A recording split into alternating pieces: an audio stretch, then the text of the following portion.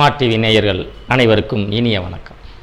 அறிவோம் தெளிவோம் நிகழ்வில் இன்றைக்கு நாம் அறிந்து கொள்ளக்கூடிய ஆளுமைக்கு சொந்தக்காரர், கோவையின் அடையாளமாக இருந்து கடந்த 2 ஆண்டுகளுக்கு முன்பு காலமான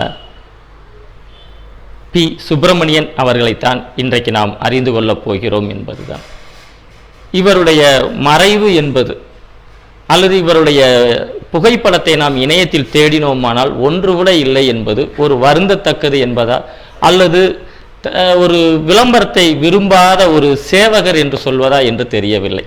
இந்த சுப்பிரமணியம் அவர்களுக்கு கடந்த ஆண்டு நம்முடைய மத்திய அரசு பத்மஸ்ரீ விருது கொடுத்து சிறப்பித்திருக்கிறது என்பதுதான் இதில் கூடுதல் மகிழ்ச்சிகரமான விஷயம் என்றுதான் சொல்ல வேண்டும்.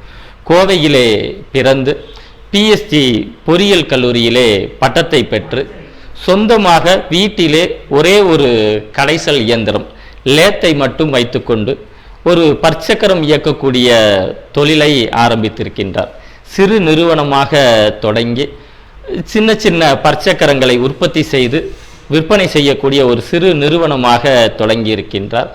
பின்பு உலக அளவில் போட்டியிடக்கூடிய அளவிற்கு அல்லது உலக அளவில் தரம் வாய்ந்த ஒரு பற்சக்கரத்தை உற்பத்தி செய்யக்கூடிய ஒரு பெருத்த நிறுவனமாக இவர் மாற்றியிருக்கின்றார் என்பதுதான்.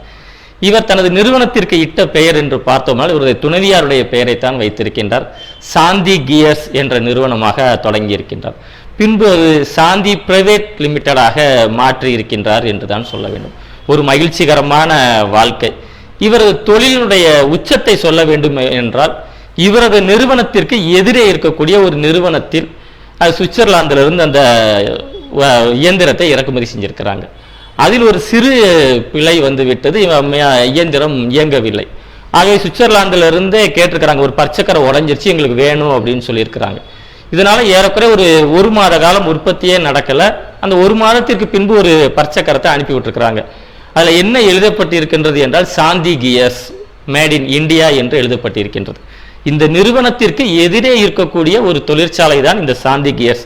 அவங்க உடனே திரும்ப கேட்டிருக்கிறாங்க, நாங்கள் உங்களுடைய தயாரிப்பை தானே கேட்டோம், சாந்தி கியர்ஸ் அனுப்பி விட்டுருக்கிறீங்களே அப்படின்னு சொல்லி. உலக அளவில் தரமான பற்சக்கரம் என்றால் அது சாந்தி கியர்ஸ் தான் அப்படின்னு சொல்லிட்டு, ஆக எதிரே இருக்கக்கூடிய ஒரு நிறுவனத்தினுடைய தரம் நாம் உலக அளவில் இருக்கிறது என்பது ஒரு மகிழ்ச்சிகரமான ஒன்று என்றுதான் சொல்ல வேண்டும். ஆக ஒரு ஏற்றுமதி செய்து உலக அளவில் பிரபலமான இந்த பி. சுப்பிரமணியன் அவர்களுடைய வாழ்க்கையில் இடையில் ஏற்பட்ட ஒரு சில தடங்கல்கள். 1996 காலகட்டத்திலேயே அவரது துணைவியார் காலமாகிறார்கள். அதனைத் தொடர்ந்து அவரது மகளும் காலமாகிறார்கள். இந்த ஒரு அதிர்ச்சியை தாங்கிக் கொள்ள முடியாமல் ஏறக்குறைய ஒரு 500 கோடிக்கு மதிப்புள்ள அந்த தொழிற்சாலை நிறுவனங்கள் அதை அப்படியே விற்றுவிட்டு சமூக சேவையில் இறங்குகின்றார். தனது மனைவியினுடைய பெயரை வைத்தே சமூக சேவையில் இறங்குகின்றார் என்றுதான் சொல்ல வேண்டும். இன்னும் சொல்லப்போனால் இன்றைக்கு தமிழகம் முழுக்க பிரபலமாக இருக்கக்கூடிய அம்மா உணவகத்திற்கு ஒரு முன்னோடி என்றுதான் சொல்ல வேண்டும். அரசு 2013 தொடங்குகின்றது அம்மா உணவகத்தை. ஆனால் இவர் 2010 தொடங்குகின்றார். சொல்லப்போனா நவீன உணவகமாக இருக்கின்றது, தரம் நன்றாக இருக்கின்றது, சுற்றுப்புறம் தூய்மையாக இருக்கின்றது, எல்லாமே மிக மிக குறைந்த விலையில கொடுத்திருக்கிறாரு அப்படின்னு சொல்லிட்டு. சமூக சேவை தான், ஆனால் தனியாரிடம் இருந்து எந்த விதமான நிதியையும் நான் வழங்கவே மாட்டேன், எல்லாம் என்னுடைய நிதியாக இருக்கும் அப்படின்னு சொல்லிட்டு அந்த சிங்காநல்லூர் ஏரியாவை சுற்றி ஆரம்பிச்சிருக்கிறாங்க. சொல்லப்போனால் இவர் அந்த உணவகத்தை தொடங்கிய பின்பாக நிறைய பேச்சுலர்ஸ் அந்த ஏரியாவில் குடிபெயர்ந்திருக்கிறாங்க. அந்த வீட்டில் வீடே இல்லை அப்படின்ற அளவுக்கு. ஏன்னா அந்த ஏரியாவில் குறைவான ஒரு டீயாக இருக்கலாம், முழு உணவாக இருக்கலாம். சொல்லப்போனால் ஒரு 100 ரூபாய் இருந்தால் ஒரு குடும்பமே ஒருவேளை உணவை முடிக்கலாம் அப்படின்னு சொல்கிறாங்க. ஆக அந்த ஏரியாவிலேயே வீட்டுக்கு பஞ்சம் வரக்கூடிய அளவிற்கு நிறைய ஜனத்தொகை பெருகிருக்கு அப்படின்னு கூட சொல்லலாம். அந்த அளவுக்கு அந்த உணவகம் இன்னைக்கும் கூட அது ஏதோ விலை குறைவாக இருக்கின்றது என்பதற்காக தரத்தில் எந்த விதமான காம்ப்ரமைஸுமே கிடையாது அப்படிங்கிறாங்க. இடம் தூய்மையாக இருக்கின்றது, சுவை அருமையாக இருக்கின்றது, இதை தாண்டி உபசரிப்பு இன்னும் அதிகமாக இருக்கின்றதுங்கிறாங்க. மதியான நேரத்தோட சுமார் ஒரு 3000 பேர் அங்கே சாப்பிட்டுட்டு போய்கிட்டு இருக்கிறாங்க அப்படிங்கிறத. இது போக குழந்தைகளுக்கான பாலர் பள்ளியை தொடங்கி இருக்கின்றார் அந்த வட்டத்தில் அப்படிங்க. இதை தாண்டி பிளட் டெஸ்ட் லேப் ஆரம்பிச்சிருக்கிறாங்க, மருந்தகம் ஆரம்பிச்சிருக்கிறாங்க. சாதாரண ஒரு விலை பட்டியலை விட ஒரு 30% குறைவான விலையில வேற கொடுத்துருக்குறாங்க அப்படிங்கிறதான். ஆனால் இவ்வளவு செய்தாலும் கூட எங்கேயுமே அவரது புகைப்படம் எங்கேயுமே கிடையாது. பள்ளிக்கூடத்துக்கு இன்னும் கட்டிடங்கள் கட்டி கொடுத்திருக்கிறாரு, இன்னும் என்னென்ன உதவிகள் செய்ய வேண்டும். இதை தாண்டி சொல்ல போனா அவர் தொடர்ந்து பயணித்துக் கொண்டிருக்கக்கூடிய ஒரு 20 கிலோமீட்டர் தூரத்துக்கு இவர் தன்னுடைய சொந்த செலவுல சாலையை அமைச்சிருக்கிறார். நல்ல தரமான சாலை, நல்ல விரிவான சாலையையுமே அமைச்சிருக்கிறாரு அப்படிங்கிறது. ஏன்னா இவருக்கு அந்த கன்ஸ்ட்ரக்ஷன்லையுமே ஒரு ஆர்வம் இருந்திருக்கு. நாமும் இந்த மாதிரி ஒரு கன்ஸ்ட்ரக்ஷன் பண்ணணும், சாலை அமைக்கணும், எல்என்டி நிறுவனம் மாதிரி நாம் ஒரு நிறுவனத்தை தொடங்கணுன்ற ஒரு கற்பனை எல்லாம் அவருக்குள்ள இருந்திருக்கு. அதற்கு வாய்ப்பில்லாத காரணத்தினால இவர் தொடர்ந்து பயணிக்கக்கூடிய சாலையை இவரே அமைச்சிருக்கிறாரு அப்படிங்கிறது தான். அரசினுடைய எந்த நிதியையும் வாங்காமல் இவரே அரசின் அனுமதி பெற்று ஒரு 20 கிலோமீட்டர் தூரத்துக்கு சாலையும் அமைத்திருக்கின்றார் என்பதுதான்.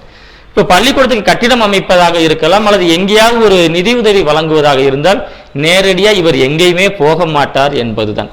எங்கேயுமே இவருடைய பெயர் இருக்காது அப்படிங்கிறது தான். இன்னும் சொல்ல போனா இவருடைய பெயரோ இவரது புகைப்படமோ இவரது பேச்சு கூட எங்கும் இருக்காது. இந்த நிதியை இவர்தான் வழங்கினார், இந்த உதவியை இவர்தான் செய்தார் என்று எங்கேயுமே பதிவுகளே இருக்காது அப்படிங்கிறது. இவர் 2020 டிசம்பர் மாதத்திலே காலமாகின்றார். ஆக அந்நேரத்தில் ஒரு கண்ணீர் அஞ்சலி வால் போஸ்டுக்கு கூட புகைப்படம் கிடைக்கலன்னு சொல்லி நிறைய பேர் வருத்தப்படுறாங்க அப்படிங்கிறத. எந்த இடத்துல ரொம்ப பிரபலமா இருக்க ஒரு பெரிய கோடீஸ்வரர் தன்னுடைய நிறுவனத்தை விற்றுவிட்டு அதை நன்கொடையாக மக்களுக்கு போய் சேரணுங்கிறதுக்காக உணவகமாக தொடங்கியிருக்கிறார். இன்னும் நிராதரவாக இருக்கக்கூடிய முதியவர்களுக்கு இலவசமாக உணவை வழங்கி கொண்டிருக்கக்கூடிய ஒரு நபர். ஒரு சாதாரணமாக நாம் ஒரு கோவிலுக்கு ஒரு 100 ரூபாய்க்கு ஒரு டியூப்லைட் வாங்கி கொடுத்தா கூட, ஒரு 500 ரூபாய்க்கு ஒரு மின்விசிறி வாங்கி கொடுத்தா கூட அதில் முழுக்க நம்முடைய பெயரை, குடும்பத்தினருடைய பெயரை முழுக்க எழுதி வச்சுக்கிட்டு இருக்கிறோம். ஆனால் கோடிக்கணக்கில் நன்கொடையை வழங்கிவிட்டு எங்குமே இவருடைய பதிவுகளே இல்லாமல் காலமாகி இருக்கக்கூடியவர் தான் இந்த சுப்பிரமணியம் அவர்கள். இவர்களுக்கு தான் நம்முடைய மத்திய அரசு கடந்த ஆண்டுல பத்மஸ்ரீ விருது கொடுத்து எல்லாம் சிறப்பிச்சிருக்கிறாங்க அப்படிங்கிற. இப்படி ஒரு மனிதன் வாழ முடியுமா என்பதுதான். வள்ளுவ பிறந்தகை சொல்வார் அல்லவா, நல்லார் ஒருவர் உளரேல் அவர் மாட்டு எல்லோருக்கும் பெய்யும் மழை அப்படின்னு சொல்லிட்டு. அந்த கோயம்புத்தூர் மக்களுடைய எண்ணமே எப்படி இருக்கிறது என்றால், இவர் மறைந்தது 2020 டிசம்பர் மாதத்திலே. கடந்த ஆண்டு ஓரளவுக்கு தமிழகம் முழுக்க நல்ல மழை தான் பெஞ்சிருக்குது. அவங்களுடைய நம்பிக்கை இதைத்தான் சொல்றாங்க. இவர் இருந்ததுனால தான், இவருடைய இழப்பை தாங்க முடியாமல் தான் இந்த மழை கூட பொழிந்திருக்கிறது என்று இயற்கையை அவருடைய இறப்போடு பொருத்தி காட்டக்கூடிய நிகழ்வுகளையும் நம்மால் இங்கே காண முடிகின்றது அப்படின்றது. இவருடைய நிறுவனம் கியர் உற்பத்தியாக இருக்கக்கூடியது. இன்னொன்று கோவையுடைய அடையாளமாக இருந்திருக்கின்றார். கோவைக்கு சிறப்பு சேர்க்கக்கூடிய வகையில் இருந்திருக்கிறார். அதனால அந்த ஊர் மக்களை இவரை எப்படி அழைக்கிறாங்க அப்படின்னா, கோவையின் கியர் மேன் அப்படிங்கிறாங்க. கோவை ஊரையே இயங்க செய்யக்கூடிய ஒரு நபராக இருந்ததன் காரணமாக, பெருமைக்கு ஒரு காரணமாக இருக்கக்கூடியதன் காரணமாக கோவையின் கியர்மேன் என்று அழைக்கப்பட்ட இந்த பத்மஸ்ரீ அவர்கள் தான் நாம் இன்றைக்கு அறிந்து கொள்ளக்கூடிய வாழ்வியல் ஆளுமையாக இருக்கின்றார் என்பது. பணம் சேர்க்கணும் என்பது எல்லோருடைய ஆசையாகத்தான் இருக்கின்றது. நம்முடைய உற்பத்தி பொருள் உலக அளவில் இருக்கின்றும் நம்மை சிறப்பித்து பேச வேண்டும் என்ற ஆசை எல்லோருக்குள்ளும் இருக்கத்தான் செய்கின்றது.